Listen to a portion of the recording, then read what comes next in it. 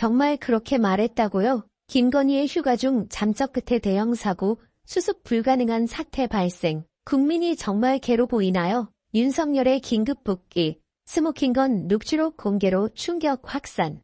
이젠 놀랍지도 않습니다. 얼마 전 문자가 싹 다 까발려지자 귀신같이 잠적했던 김건희가 또다시 대형 사고를 치며 국민들을 경악하게 만들고 있습니다. 그동안 국민들은 윤석열 부부가 정말 국민들을 사람 취급 자체를 하지 않는 게 아닐까 라는 의혹을 보냈는데 그것이 현실로 나타나는 순간이었습니다. 하지만 어둠이 걷히면 찬란한 아침 햇살이 밝아오듯이 윤 부부의 극악무도한 행태 속에서 이들을 한방에 끝낼 수 있는 충격적인 녹취록이 공개되며 모두가 환호하고 있는데요. 그 놀라운 내용 알아보기 전 현재 대붕왕급 공포라는 말이 나오고 있는 코스피 사상 최대 폭락의 나라가 흔들리고 있습니다. 시가총액이 GDP 9% 수준인 235조가 증발했습니다. 전문가들은 아시아 증시를 발작 수준으로 몰아넣은 건 미국 경제의 경착륙 공포라며 7월 고용지표와 제조업 경기지표가 악화되면서 미 경제가 급속도로 얼어붙고 있다는 전망이 확산되고 있다고 지적했는데요. 지금 무엇보다 중요한 건 국가 차원에서 대책을 마련하는 것이겠죠. 전문가들은 대통령실 경제부처와 한국은행 등이 긴밀한 협조체제를 구축하는 것만으로는 부족하다며 미 대선 등 대외 무역 환경 변화에 대처하는 초당적 외교 노력은 물론 경제 현안에 대한 신속한 대응이 필수적이라고 주문했는데요. 하지만 얼마 전 윤석열은 주가 폭락을 일시적인 현상이라고 봤고 조금 지나면 회복될 것이라고 대통령실에서 언급했습니다. 이러니 저 사람이 욕을 먹는 겁니다. 민주당은 나라를 쑥대밭으로 만들고 있는 윤석열에게 작심 발언을 하며 사이다를 선사했습니다. 민주당은 휴가를 떠난 윤석열에게 당장 휴가에서 복귀해 비상경제회의를 소집하라고 촉구했고 이해식 민주당 수석대변인은 이날 국회 소통관 브리핑에서 휴가에서 복귀하라. 증시 폭락을 챙겨 민생을 다듬기 바란다고 요구했습니다. 공교롭게도 증시 폭락이 터진 날 윤석열이 해맑게 웃으며 휴가를 만끽하고 있는 사진이 공개됐는데요. 이러니 국민들이 국가적 위기 상황에서 무능과 무책임의 끝을 보여주는 대통령의 모습에 분노를 금할 수 없는 이유입니다. 오죽하면 박지원 민주당 의원도 윤석열의 휴가를 두고 공부 못하는 학생도 방학은 즐겨야 한다.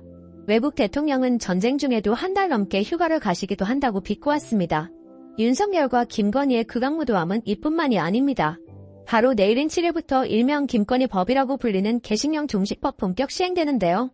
그동안 국민들은 설마 윤 부부가 국민들을 개만도 못하게 볼까 했는데 충격적이게도 진짜 실제로 그렇게 해버렸습니다. 윤석열은 분명히 야당이 통과시킨 민생회복지원금 지급을 위한 25만원 지급법에 대해 재원 소요에 비해 효과가 크지 않다며 반대했고 사실상 또 거부권을 쓰겠다는 의지를 밝혔습니다. 어느 정도 예상했던 부분이긴 합니다. 윤석열은 22대 총선 직후 열린 국무회의 모두 발언에서 이재명 대표를 저격하며 무분별한 현금 지원과 포퓰리즘은 나라의 미래를 망치는 것이다.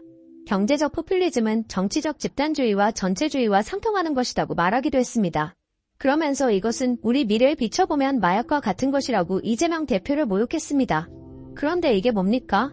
최근 2027년 개식령 종식을 앞두고 정부가 사육농가 전 폐업보상비 산정 단가를 개 한 마리당 연간 30만원으로 잠정 책정한 것으로 알려져 국민들이 역대급으로 분노하고 있습니다.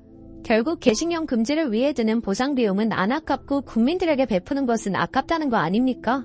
이러니 윤석열 정부에서 국민들은 짐승만도 못하다, 개만도 못하다는 반응이 나오는 겁니다. 더 심각한 문제는 이뿐만이 아닙니다. 지금 나라가 돌아가는 상황을 보면 올해 상반기 세수 누계를 비교해보면 전년 대비 10조나 덜 거쳐 올해도 세수 부족이 예고된 상태입니다. 이 세수 부족을 이끈 장본인은 결국 법인세 인하에 있습니다. 법인세가 16조 이상 덜 거치니 당연히 세수가 부족해진 겁니다. 그럼에도 불구하고 윤석열 정부는 상속세 인하까지 예고하며 부자 감세를 노고라 했습니다. 대체 누가 포퓰리즘인지 윤석열에게 묻고 싶습니다. 이뿐만일까요? 지난 6월 27일 윤석열은 가나의 빚을 상환유예 해주는 통 큰 모습을 보여 공분을 샀습니다. 온라인 커뮤니티에 관련 글을 올린 네티즌은 고맙겠지. 돈 안 갚아도 된다는데. 저 탕감해준 빚은 고스란히 우리가 세금으로 다시 내야 한다라며 분노했습니다.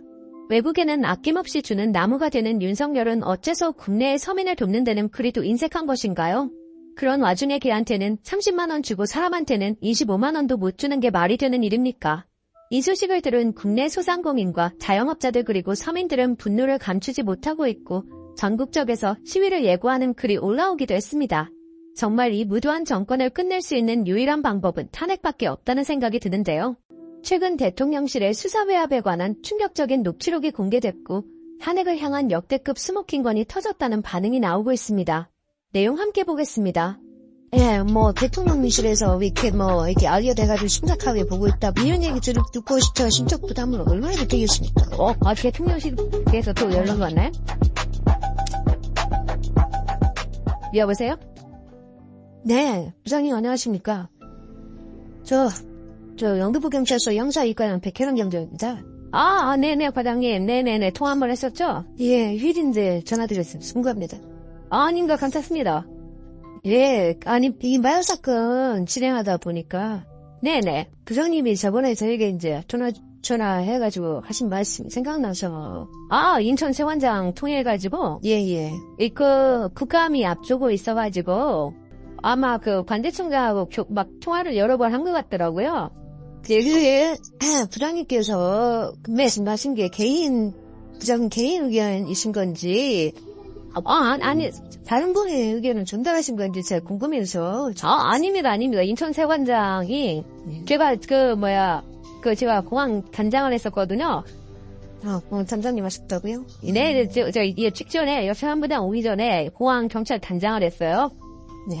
네, 그래가지고 이제 거기서 저한테 협조를 요청한 거예요.